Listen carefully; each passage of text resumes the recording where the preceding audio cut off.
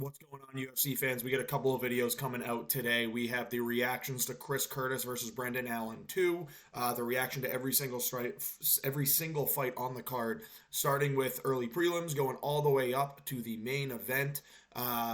Just giving my reactions to each fight that they had, going through my predictions, letting you know how I did, how the fights went, what my thoughts are overall.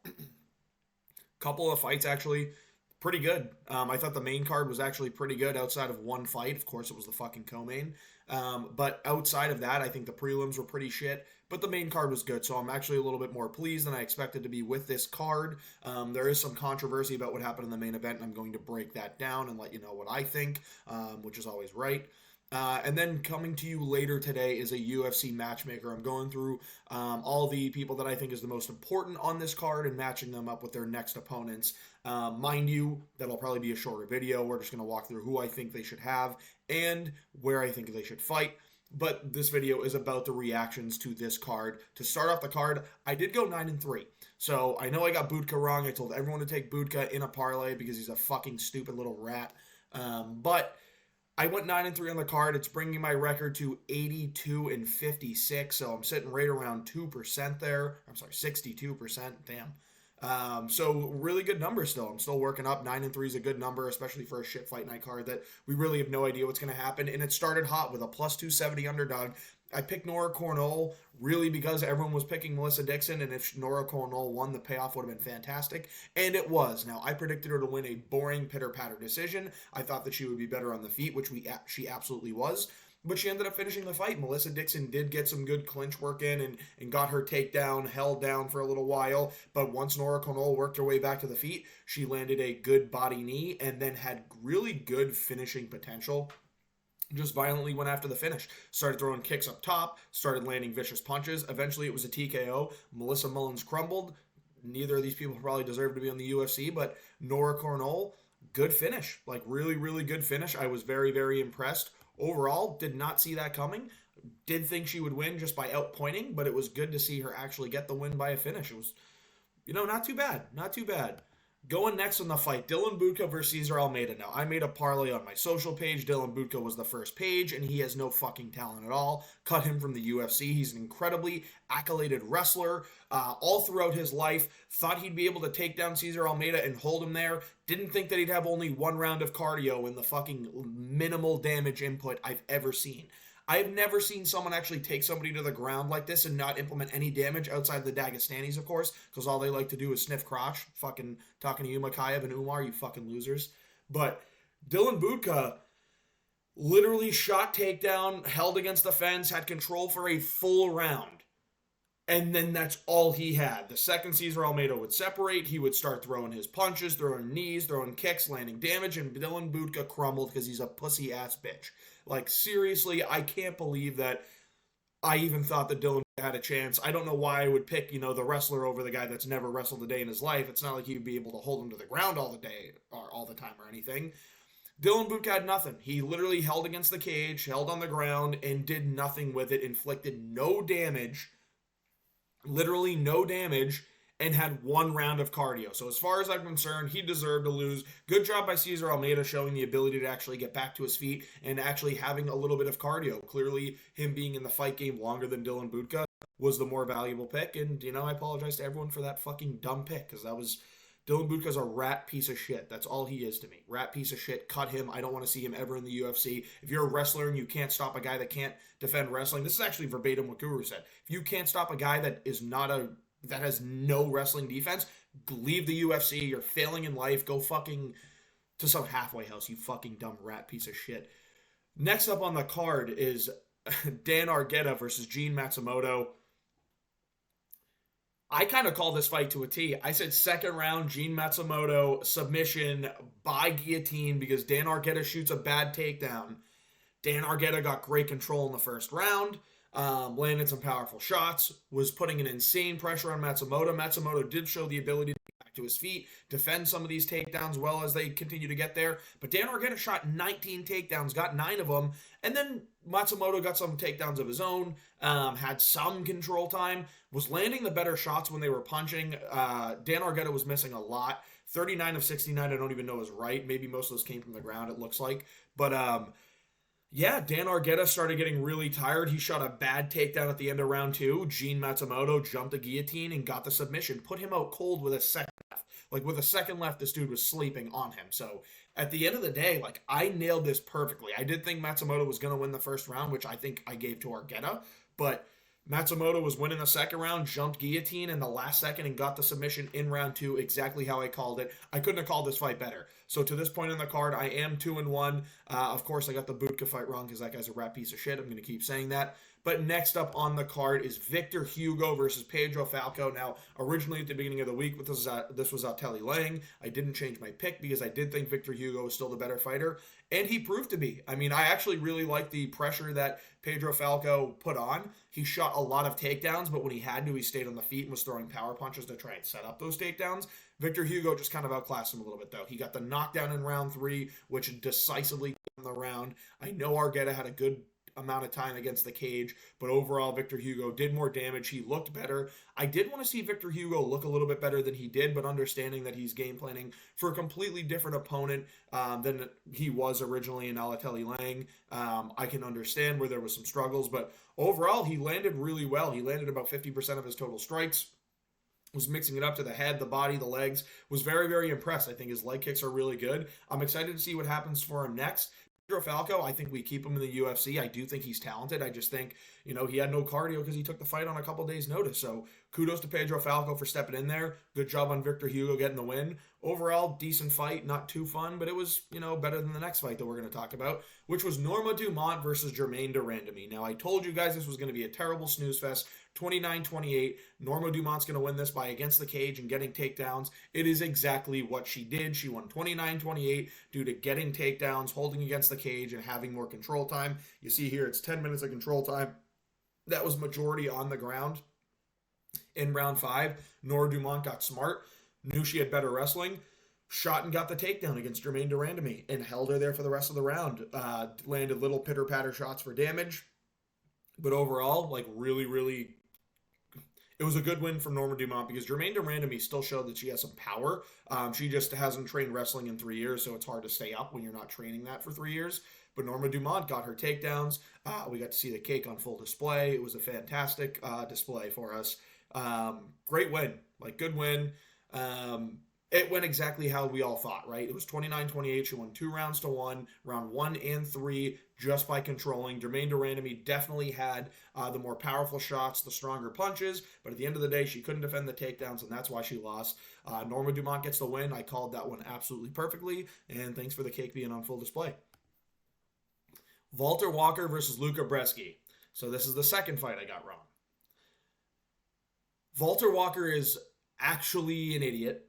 Luca Bresci has no takedown defense. Now, I thought Walker was going to throw some spinning crazy shit, which he threw a couple spinning back fists, but missed all of them. He was not as crazy as I thought he was going to be, but clearly he has the ability to land 100% on takedowns. He went 4 of 5 here, but I think one of them was chained, so he ultimately got it. I mean, the dude was shooting takedowns and getting him whatever he want. He just didn't shoot him enough. Now, Luca Bresci was exhausted. Walter Walker was exhausted. These are just two fat, overweight heavyweights that just don't know how to cut weight or stay in shape, have no conditioning. It was a gross, boring fight. Walter Walker ended up getting the takedown in round 3, but he got reversed, got it again, got reversed, and just Luca Bresci did more damage. He definitely won the fight, 29-28. Luca Bresci definitely won the fight. Don't want to hear anyone calling robbery because, you're upset your bet lost. But at the end of the day, Walter Walker just fucking sucks, dude. He can get a takedown wherever he wants. He has minimal fight IQ, and he just decided he didn't want to get it. He was missing a ton of punches to the head. He had the control time, and Luca Bresci, the only thing he could do was stand there and punch and kick at range, and Walter Walker could not be smart enough or didn't have the cardio enough to shoot any of those double legs that he was getting every single time. If you want to win a fight, you have to push that pace, and you have to win by the way that you should win, which is getting these takedowns, getting control, and Walter Walker he had 7 minutes of control time, but realistically in this fight, if he wanted to, he could have Renat Fakhretdinov'd him and gotten fucking 13 minutes of control time and just blast a double whenever he wanted it and ultimately have gotten it. Really shitty performance by both guys. Bresci got the win. He deserved the win. He won the fight. Walter Walker, just get your fucking cardio under control and have a little bit of fight IQ for once, you fat, overweight, ogre-looking fucking tard. Court McGee versus Alex Morono was the next fight. A fight that I thought was going to be a little bit more fun. Turned out it was not that fun. Alex Morono clearly won this fight, rounds 1 and 3. Round 2, there's a world in which he could have gotten it, but I did give it to Court McGee. I think he just landed more damage, even though Morono did have his guillotine, and I think he tried going for an omoplata or gogoplata, one of those. Yeah, he landed the more pitter-patter shots when he needed to. He was landing good counters. They looked like they were doing more damage, and he just won the fight based off of that. I thought he was going to overwhelm Court McGee with volume, but Court McGee, it says more total strikes here and more significant strikes thrown. That's kind of how it was. There was a lot of ground and pound in there, but at the end of the day, Alex Morono won the fight. He won it pretty clear by just winning on the feet. Now, I know the strike numbers don't look that way, but when you watch the fight, it was clear that Morono's were landing more. They were landing better. And he just looked better. His movement was very difficult for Court McGee to nail down, and these are just two low-level welterweights that I don't think will ever see the top 15 in their life, and I don't think they really care to. I think they're just there to get a paycheck. Court McGee did have some good ground and pound when he got it to the ground, but he just didn't want to take it to the ground, I think because he was nervous that Alex Morono's BJJ ability and his submissions were really good. But yeah, I wanted to see more volume from Morono, but at the end of the day, I called a Morono pitter-pat decision, and he won a pitter-pat decision. So I really did nail this card, got this one right again, and I'm 5-2 to this point. The boring fights are over until we get to the co-main now, I promise. Charlie Campbell and Trevor Peek had an absolute battle, absolute war. Charlie Campbell looked really good. Trevor Peek looked really durable. There are times where you're looking, and I have no idea how Trevor Peek was still standing after just getting wailed onto the face, getting his legs chewed up, getting his body attacked, and he just stayed in there and he toughed it out. When you look at round 1, Charlie Campbell was blasting those low leg kicks, landing really good body shots, and then starting to work up to the head. Started implementing grappling when he would see that Trevor Peek wouldn't go down. Trevor Peek just kept walking at him, started winging crazy power, and I think Charlie Campbell did realize the power was dangerous, so he started wrestling more just to make sure he wasn't going to get chinned, because Trevor Peek does have serious power and insane durability and toughness. The fact that Charlie Campbell didn't put him out was kind of crazy, and that's not a knock to Charlie Campbell. That's just props to Trevor Peek. I mean, he stayed in there and just sat through it. He has a hell of a chin. He has insane durability. And I love watching him fight every time. This was, I don't want to say fight of the night, because I actually think the main event was the most fun fight of the night. Chepe and Charriere was good too, but I think Trevor Peek and Campbell was better than Chepe and Charriere. Really, really good fight. These guys went out there, left it all on the line. They didn't stop. They were exhausted, but it wasn't like Walter Walker and Luca Bresky where they just quit in the middle of the fight. They kept going at it. Charlie Campbell got the 30-27 decision as he deserved. Really, really good boxing. I thought he was going to get a knockout in round 2, but he got the win. I'm 6-2 to this point on the card. Really, really good performance from Charlie Campbell, and honestly something to keep your head high on from Trevor Peek, because I think Charlie Campbell can be a really good prospect, especially with the gym he fights out of. I think he's fighting with Cerro Longo. Interested to see what's next for Trevor Peek. I think just give him fun fights and put him in front of a crowd, because he will get the crowd absolutely rowdy. But overall, really good win from Charlie Campbell. Excellent boxing, excellent leg kicks, and implemented the grappling when he needed to, and showed he was pretty talented at it. So I got this one totally wrong in the sense that I did pick a KO, and I picked it for Ignacio. I picked it in round 3 after putting us to sleep, but Ignacio looked the best that he has ever looked. Landing good leg kicks. He only threw 6, but he landed all 6. Landing some shots to the body, but he was sniping with his hands too. Sniped with his hands. He was throwing spinning wheel kicks. The spinning wheel kick missed, but what didn't miss was that leg kick, the left high kick that just went right to Christian Yagos, and I made some kind of noise. I was laughing as this was happening because it was just such a sick KO. I didn't really know how to react. It was a sick KO, throws the leg up top, puts Christian Yagos out against the cage. Good stoppage. He didn't need any more damage taken. Really good win from Ignacio Bahamondes, the best that he has looked. He is 6'3" in that weight class. He is a weight bully, but he actually looked good this time and looked damaging. So I think the kid's getting better. I want to say he's 26 years old. He's getting better every time he steps in there now. And it was a really, really impressive performance. I know Yagos is nothing to be impressive about, but Yagos, or nothing to be impressed with necessarily, but Yagos did land a couple of really good jump-in 1-2s to the chin of Ignacio Bahamondes. He landed some good leg kicks, and Bahamondes stood there and took it and just outclassed Christian Yagos. Landed that sick kick, the best Bahamondes has looked. Really good knockout, really good performance. I'm going to match up Bahamondes next, and we're going to see what's next for him. I have an idea, especially when you're 6'3", you're going to go up against someone eventually that's going to be your size as well. So that'll give you a little bit of hint as to who I'm putting him against. Really good performance from Ignacio Bahamondes. Really fun fight. Sick KO. Needed this on the card. Another good fight was Morgan Charrier versus Chepe Mariscal. Now, I don't want to say robbery because it was a very close fight. I picked Chepe Mariscal to win a decision by just doing more in the clinch, which is exactly what ended up happening. Charrier did more damage in round 1. And to me, it comes down to round 1. I think 3 was pretty clearly Chepe. It could have gone Morgan, but I gave it to Chepe. 2, I gave it to Morgan because Morgan Charrier just absolutely destroyed Chepe in round 2. It was the most crystal clear round of the fight. Round 1, they were both exchanging well. Chepe had more clinches, but at the end of the round, Chepe was the one that was more beat up. I think Morgan clearly landed the more damage, definitely more visible damage. And I would have given Morgan the fight. I think it was 28-29 Morgan Charrier. 30-27 is, I think, incorrect, but I can see it because Morgan could have won the third as well. 29-28 Chepe, it could have happened. Like this was a very, very close fight. I give it to Morgan. It went to Chepe. That benefited me. But overall, it was a really good fight. Like Morgan was landing really good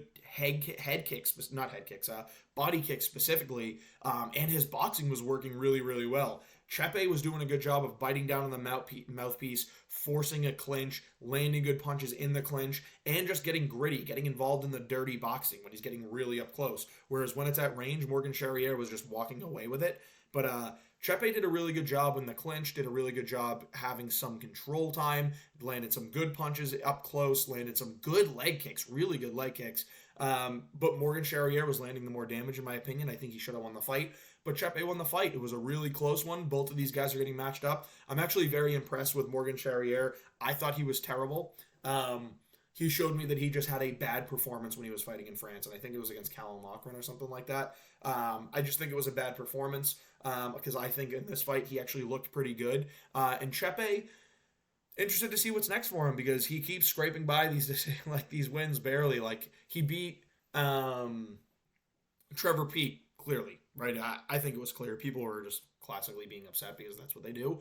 But then he beats Jack Jenkins on a fluke, and now he beats Morgan Charrier questionably. So it's interesting to see what's next for him. I do think it was a good performance from both guys. Really fun fight. I think they won fight of the night, so just goes to show you how fun the fight was. But at the end of the day, I think it should have went to Morgan. It went to Chepe. To this point, I am 9-2 on the card, right?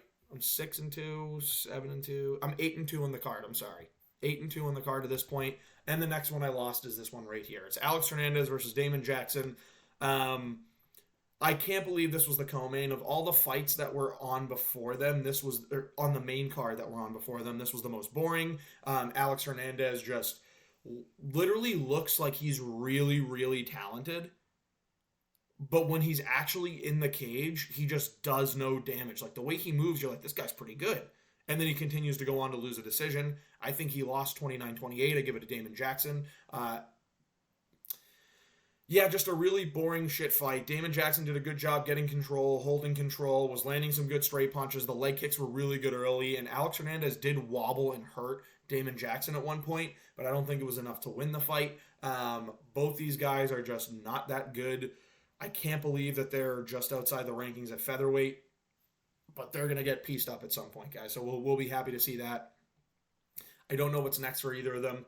I'm going to match them up. Hopefully expecting them both to get absolutely starched in that next fight. So I'm going to give them tough matchups because if they want a shot, they're going to have to fight some tough guys and not just the soy boys like each other. So yeah, really boring fight. That's all I have to say. Good. Again, Hernandez got a knockdown, right? He got the knockdown, and I did think he would get a knockdown. I thought he was going to win a decision here. It was close, but Damon Jackson definitely won this fight just by implementing more grappling and doing better in the grappling. Landed good shots to the body, had a couple of good straight punches that looked really good for the judges, and landed his takedowns. That's how he won this fight. Yeah, nothing to bat an eye out there. Boring fight, 8-3 to that point. But I finished the card 9-3, and it's a Brendan Allen versus Chris Curtis fight. This is the fight of the night. This fight was unbelievable. Starting with round 1, Brendan Allen looked really good in the boxing, and when he got to the grappling, he got on the back and stayed there. It's exactly what he should have been doing for most of the fight. He lived on Chris Curtis's back in the middle and to end of round one. But he was landing the good boxing shots early, landed really good leg kicks. The fight started, and Brandon Allen landed one of the most beautiful body kicks of the whole fight, one of the most beautiful strikes of the fight, with just a straight back kick to the body. Really, really good kick. You could tell it was open for Chris Curtis. Round two comes around.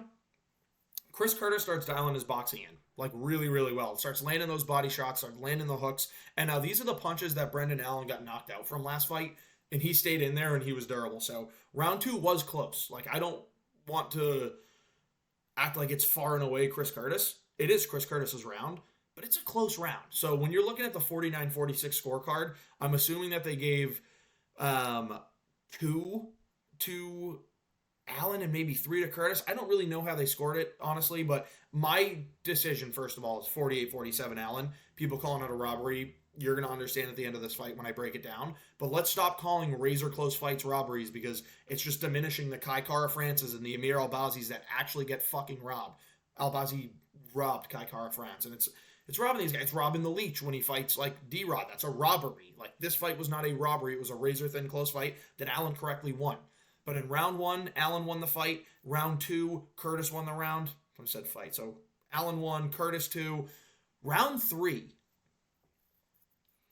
This is probably the closest round to me outside of round 5. I give it to Chris Curtis. So I did have 2-1 Chris Curtis going into round 4. I think he landed the much better punches, was doing the damage. He wobbled Brandon Allen pretty bad. But the instincts of Brandon Allen to shoot double, get to the back like that, I remember sitting there and just going, holy shit, that was fast. And it was just a great move to understand that, like, he's like, I'm hurt, I got to get to my position. And he gets to the back, and nobody does that better than Brandon Allen in the middleweight division. So, gets hurt, starts throwing some pitter-patter shots, shoots, gets under, gets to the back, and just sits on the back for most of the round. But the more damage was done by Chris Curtis. He wins that round.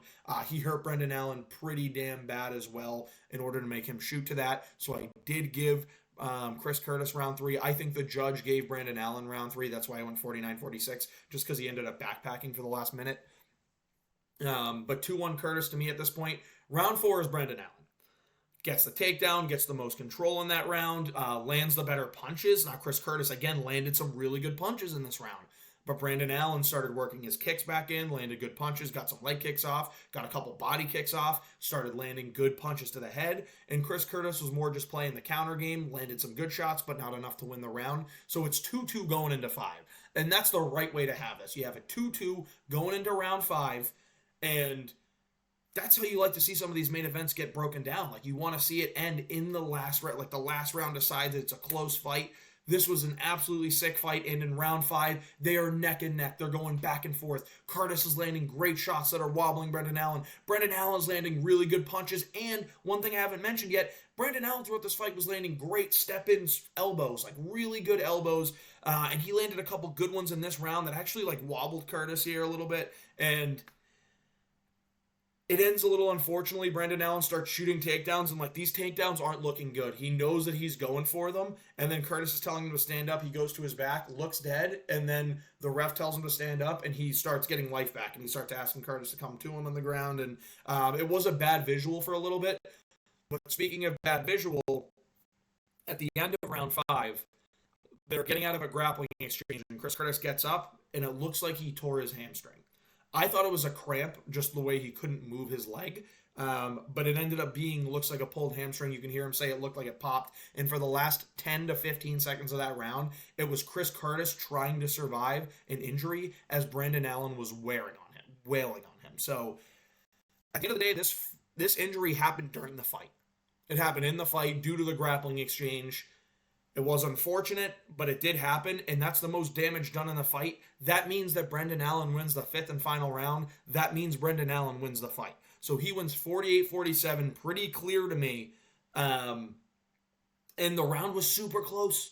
Like, the 5th round was super, super close, but that last 10 to 15 second visual where Brandon Allen is wailing on an injured, limping Chris Curtis, and to the point where at the end of the fight, Chris Curtis is on the ground screaming, asking for help. That's a Brendan Allen win in that round. That means he won the fight 3-2. It's crystal clear. Brendan Allen won the main event. What a sick main event, though. I'm so happy that we got a good main event to lead us into UFC 300. That makes me feel really good about this UFC 300 card. A good main card leading into 300 as well here. I thought it was going to be shitter. I'll eat my words because the prelims were shit. The co-main was shit. But the main event was awesome. The three feature fights on the main card were awesome. Good event overall here. Really, really good to see that the UFC put on a fight that we thought was shit and ended up turning out to be good. We haven't been getting that recently, where these fights that look shit turn out to be amazing. The main card of this was absolutely amazing. Great win from Brendan Allen. We're doing matchmaking next. If you want to see who I got them matched up against, check it out. But get ready for UFC 300 starting next week. All the content's coming out Monday onward for UFC 300. Make sure to tune in. It's the card of a decade. Thanks for watching. Please remember to like and subscribe.